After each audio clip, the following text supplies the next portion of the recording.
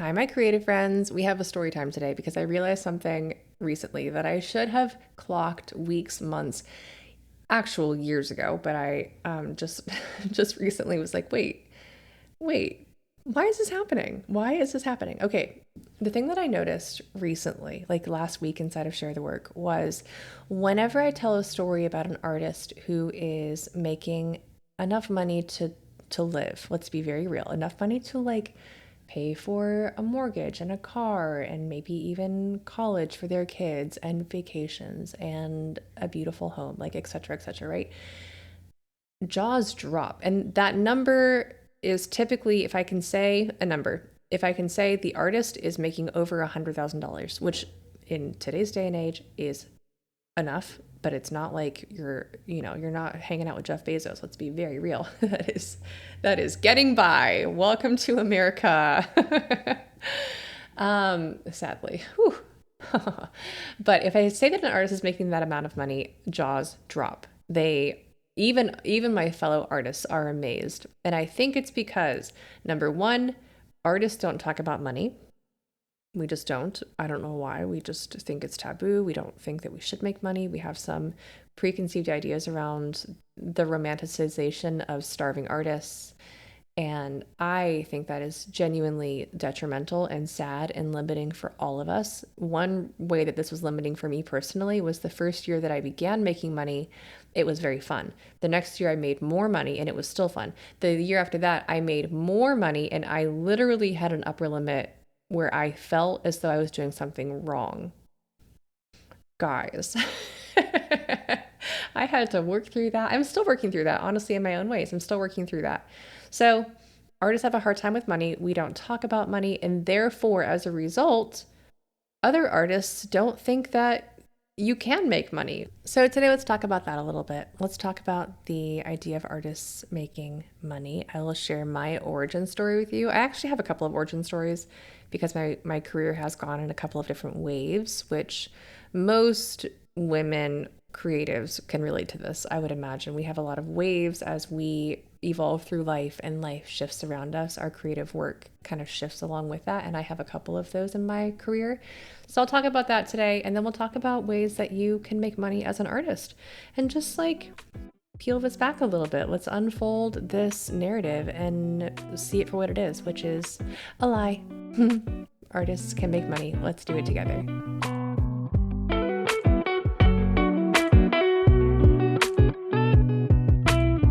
And before we get started today, the course that we all know and love, Making Artwork, world renowned, absolutely an incredible resource to the creative community.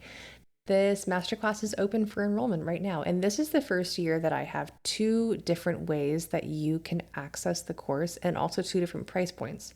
One thing that I am very conscious of and very tender about is creatives' access to the resources that they need, which is why I have the collective, which is a low monthly dollar amount. I have retreats for that more luxurious immersion, but they're still priced like I want you to be there. Please come to the retreats and refresh yourself and re-energize yourself and let me just soak you in luxury. Making Artwork has always been a course that, number one, I pour so much knowledge into.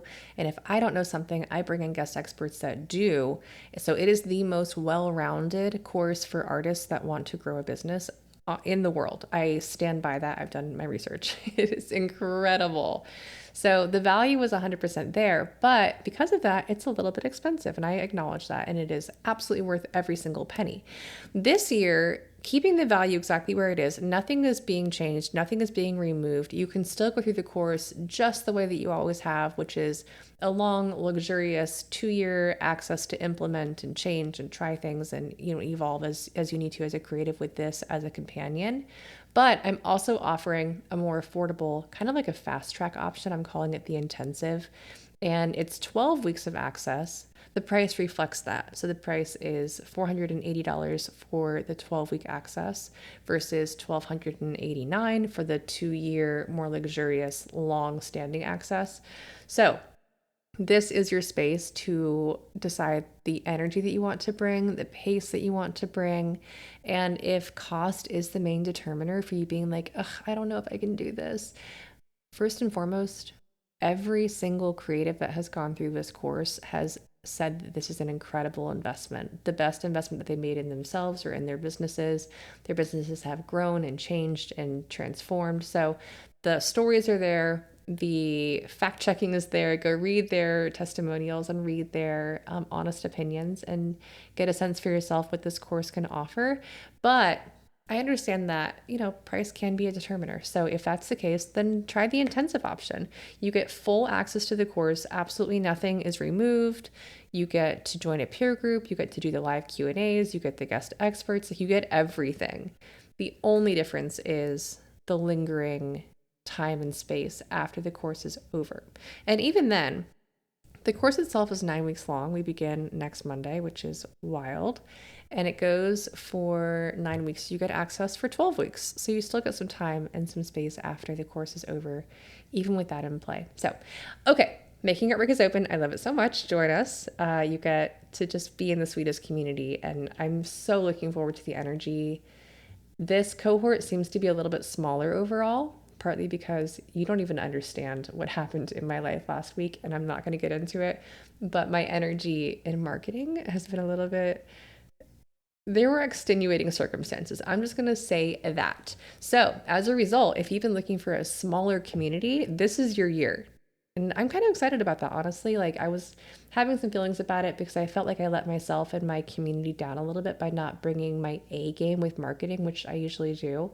And last week, and even this week, I feel like I'm maybe sitting at a C, which is just me being human. I had therapy today. Can you tell? I had therapy. And I have had capacity for that, and that is fine. My everything. Okay. Anyways, I'm not going to get into it today. Join us. It's a little bit smaller this year, and I think that will be very, very sweet for those that are craving a bit more intimacy. For record, like, for just context, sometimes Making Artwork is about 200 people. Sometimes it's 1,000 people. This year, I think it will be maybe 80. So it'll feel intimate. It'll feel close and cozy, and you can have all your questions answered. I'll get to have a lot more like hands-on time with many, many, many of you. So I'm looking forward to it. I think it's going to be a nice, refreshing moment. So join us. Let's do it. Okay, let's talk today about making money as an artist.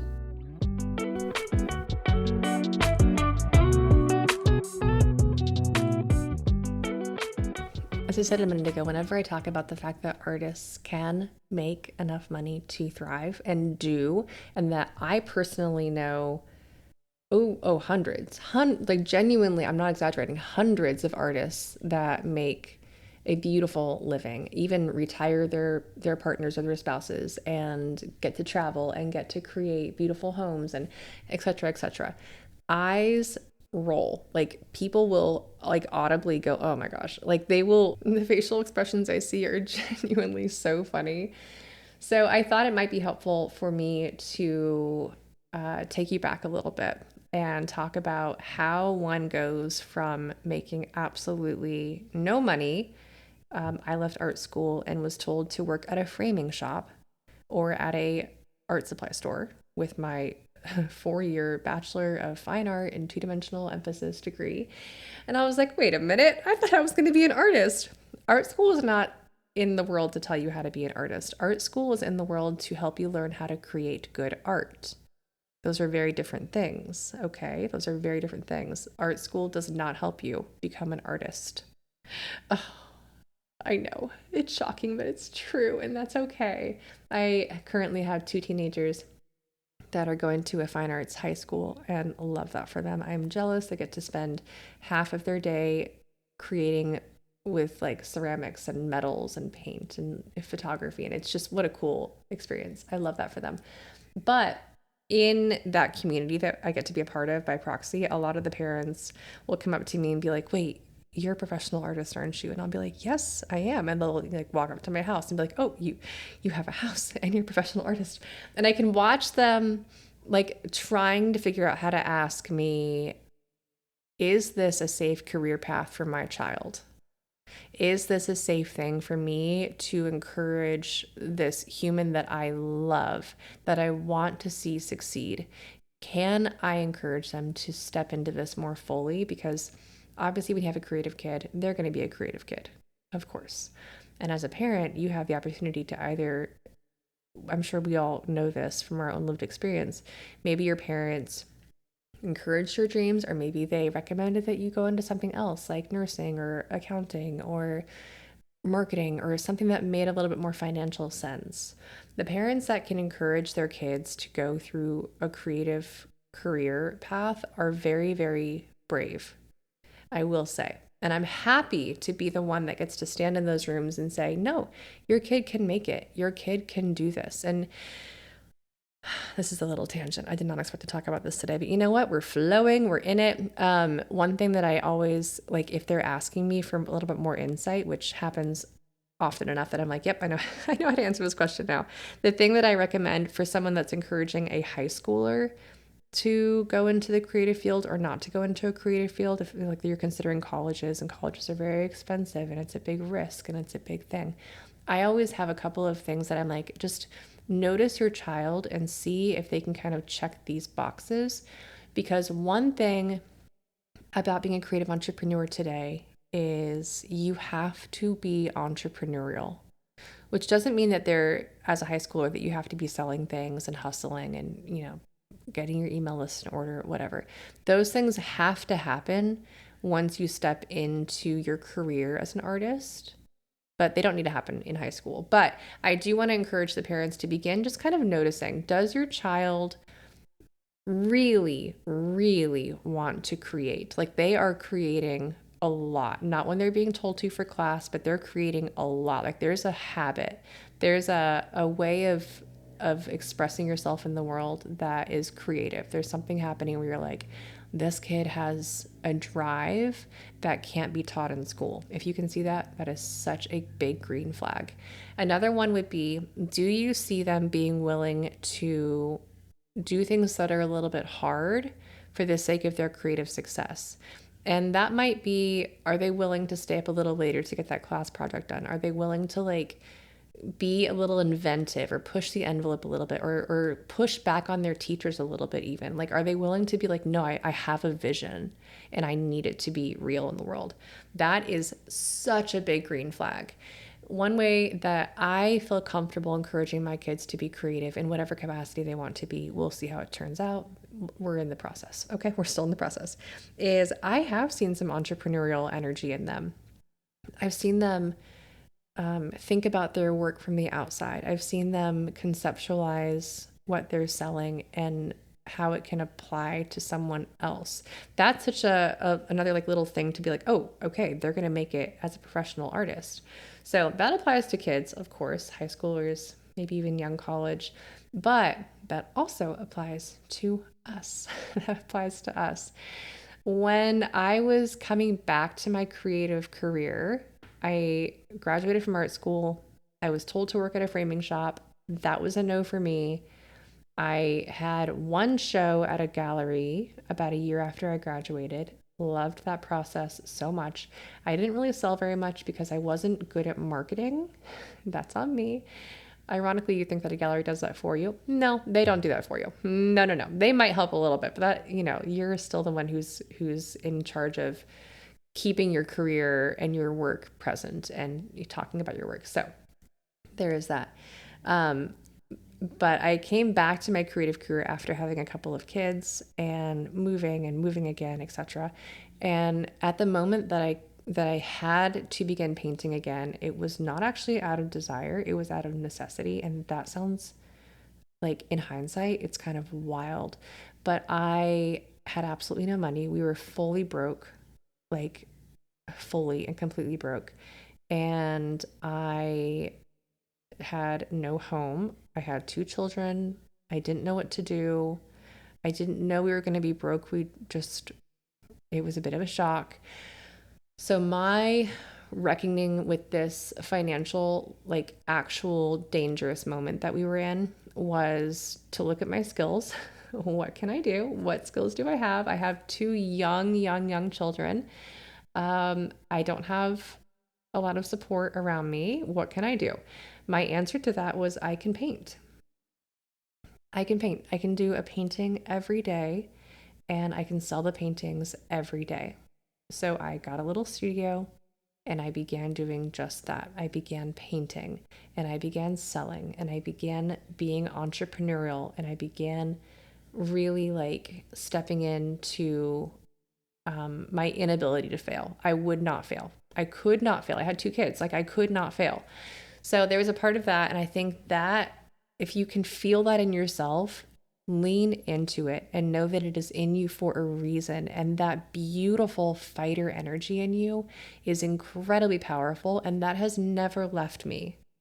That has never left. And it will, I hope, never leave, where I will do so much to prioritize my creative work. I don't want to get a different job. I don't want to work somewhere else. I don't want to do something else. I want to do this. I want to do this so badly that I will do what it takes to feed the children.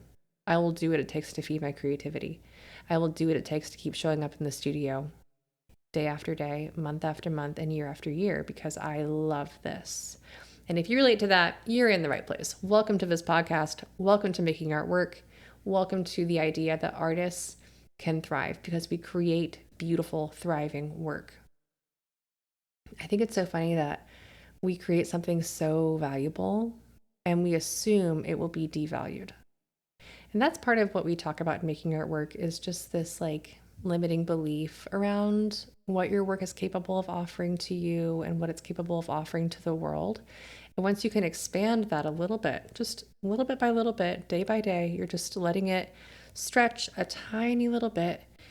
Suddenly you'll begin to step into a career that is so lush and so multifaceted.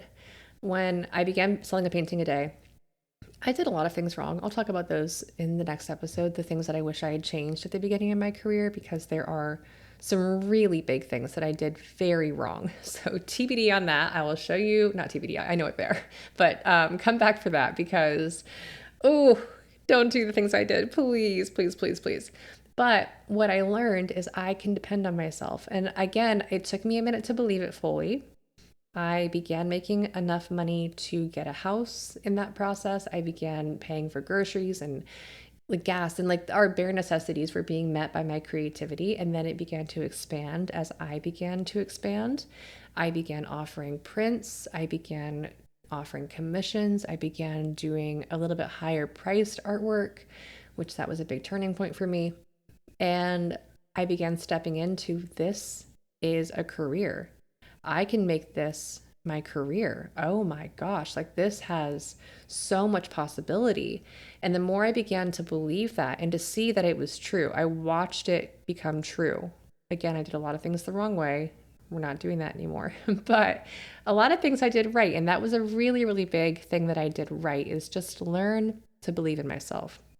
So if you're sitting in this space of being like, I know that I love creativity, I know that I love creating, but I don't know if I can depend on both me and on my creative work. Sit with that. Sit with that. And then just begin to try. Begin to be like, okay, I'm going to do this. And you will fail. By the way, there were many times that I didn't sell a painting. There were many times that I tried something and it didn't work. There have been many times. I mean, I told you about, I'm currently in a moment right now where I haven't shown up in the way that I would love to for Making Artwork, the like open enrollment portion of this. And I had therapy today, so I'm like doing great. I'm working through it. But this morning, my ego was a little bit hurt. I was like, oh my gosh, I'm letting myself down. I'm not doing like the story of who I am. I'm not meeting that story. That's silly. We don't have to do that. But there are many, many times where you're not going to do things perfectly, and that is completely okay. And that is part of the process of being an artist. Welcome. We are always trying. We are always succeeding. We are always failing all at once. And that is just the way that it goes. But you will find success. You will find moments of like, oh, it's working. Oh, that worked. And the more you can feel those and own those and settle into those, you can only control what you can control. Which is part of the reason that this past week I woke up and I was kind of upset with myself because I had control over what I could do and I didn't have capacity to do it. So there is that. I genuinely did not have capacity. I have had the weirdest month. Maybe I'll tell you about it someday. It will be a while from now because I'm not ready to discuss. I cannot discuss. But I only had capacity to do what I could do. And along with that, maybe you create something so beautiful that you're so proud of and you talk about it so effectively and so well. Great. That's what you can control. Be proud of that. Find that to be successful. Anything that happens after that is no longer in your control. So someone buying your ceramics, someone buying your sculpture, someone buying your poems, someone buying your thing, you can't control that part. That's outside of your control. That's now in their control. So I think one of the reasons that people get burnt out, especially when you're listening to a lot of business bros, is people try to control things that are not in their wheelhouse. They're not in your ability to control. I can't control my views on Instagram. I can't control my open rate on my emails. I can't control the sales that come into my website. I can't control the visitors. I can do everything that's within my power, and I will, and you will. But outside of that, it's up to them. Another little rabbit trail for you today. I'm just full of them today. I'm really like, let's see what magic will come out if I pull up this mic and just begin sharing the things that are in my heart. So all that to say, Making Artwork is open. Join us. Your creative work is ready to be bountiful. There are artists and creative people all around you who are making a beautiful living, and I mean a beautiful life, with their creative work as the source of that life. And that is incredible. And you can be one of them. And if you are one of them, it's sustainable. Okay. That's the next phase we have to get through as artists, is trusting our success, because the lie doesn't stop when you begin making money. You're like, okay, yes, I did it once, but it's definitely not going to happen again. Yes, it will. Girl, come on. Look at you. You're incredible. You're incredible. Your work is incredible. You know what to do. You know how to do it. You can keep doing it. Okay. That's what I have for you today. I cannot wait to see you in Making Artwork. We begin, our first welcome meeting is on Friday. We begin the course officially next Monday. I think it's the 6th of April. March is somehow gone. Oh, goodness. Okay, I'll be back here. I'm going to share some things that I wish I had done differently in my first couple of years in business. I'll share those. I think they'll be very helpful for you, and we'll go from there. Okay, bye for now.